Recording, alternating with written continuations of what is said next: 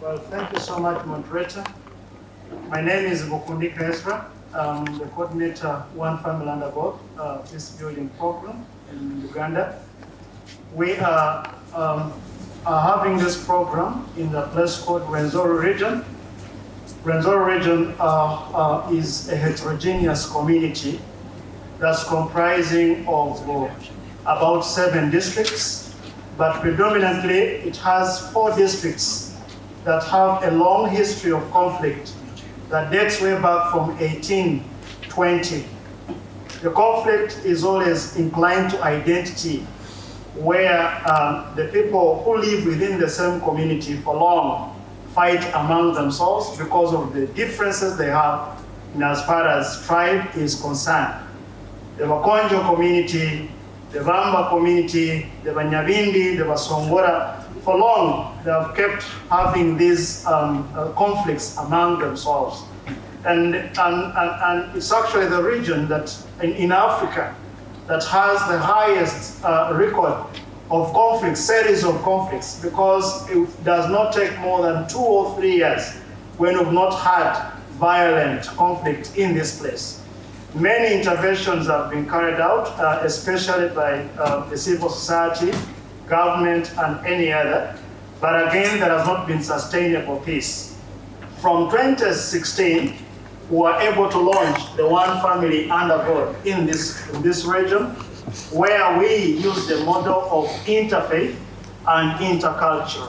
Why interfaith? Much as we have different tribes in this region, we all go to same churches. We all go to same mosques. We meet there. The Bakonjo, the Batoro, the Banyabindi, the Basongora all worship from the same church. They all worship from the same mosque. And we are saying, since you, the religious leaders, have these people in the churches and they're worshiping together, why don't you take the lead of promoting peace, especially now that they worship from the same church with you? And also realize that there is interdependence in terms of these communities. The Bakonzo are predominantly agriculturists, while the Basongora Banyabindi are purely pastoralists.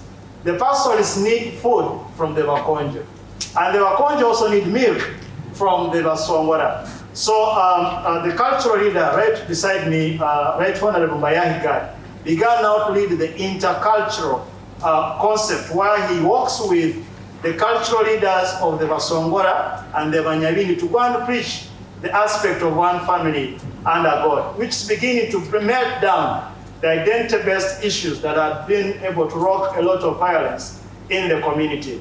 So since this campaign began, at least we have been able to have relative peace, though we have been able to extend it. We began it from Kasese, where there's a hotspot of conflict, and we are now spreading to 4 districts, that is Winyangabu, Kabarole, and Toroko, and Bundiwujo. And why do we need the One Family Under God in this region? Because all these places, there is nowhere you'll find one tribe staying alone. They are interwoven. They are living together. So we must teach them on how to live together. And this we are using the vision of one family under God, and also looking at what they share in common. What they share in common is the Rwenzori region. They all live on the Rwenzori region. They all drink from the waters from the same region. They all have the same common ancestry. And what divides them is purely exclusive. One will want to dominate the other. So we say, no, you are brothers. Can we look at what you share in common? And this is beginning to be mystified. So the participation of key religious leaders, who, and I'm happy that most of them are actually here. I'm seeing Sheikh Musenene right beside me. He works hand in hand with Bishop Nzerebende, who is an Anglican archbishop, and they move together in mosques, they move together in churches. So this element of identity is beginning to be demystified. So we want to thank the Global Peace Foundation specifically for this model, because it's bringing the lasting solution in as far as the issues of the Rwenzori region is concerned. Many thought it may be land issue. Yes, it could be land, But land is inclined to identity. One tribe will say, this is our land, and therefore no one from another region should come and occupy this land. But now we are saying, can we have these things that we share in common? Can we all share the land, because it's land? Whether you're Mkonzo, whether you're Mnyabindi, this is a common good. So the One Family Land Accord begins to look at the common good that the people share. So I want to thank the leaders who are taking the lead in this campaign. And I want to think they are going to share a lot with us, because actually it's beginning to melt down the issues that have been eating up the region. Thank you so much. Thank you, Ezra.